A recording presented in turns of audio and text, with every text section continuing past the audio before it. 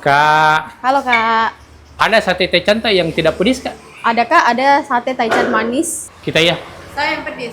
Kalau yang pedis tak ada, Jika. Baca jika yang varian pedisnya. Ya, sate taichan di sini ada varian manisnya. Jadi kalau datang ki sama bocil tak, jangan ki khawatir. Jadi ini itu sate taichan house by Uncle Katsu. Cabang sate taichan Uncle Katsu yang viral di Hertasning, yang punya banyak varian menu. Yang saya coba, yang pertama sate taichan original, sate taichan crispy, sate taichan pedis manis, dan sate taichan manis untuk si bocil. Untuk sambalnya, ada sambal original, sambal kampung, dan sambal mata. Selain sate, mereka juga punya menu lainnya. Seperti ini yang saya coba, mie pedas paru dan nasi dadar paru. Dan untuk minumannya, tenang, di sini ada banyak varian minuman yang bisa kita pilih. Sambalnya mantap, pedis gurih bikin nagih. Tapi lebih mantap lagi kalau disiram begini, baru dimakan sama mie-nya. Auto lupa ki kenyang. Tempatnya itu minimalis dan kekinian. Asik dijadikan tempat nongkrong sambil menikmati pemandangan Pantai Losari. Paling penting,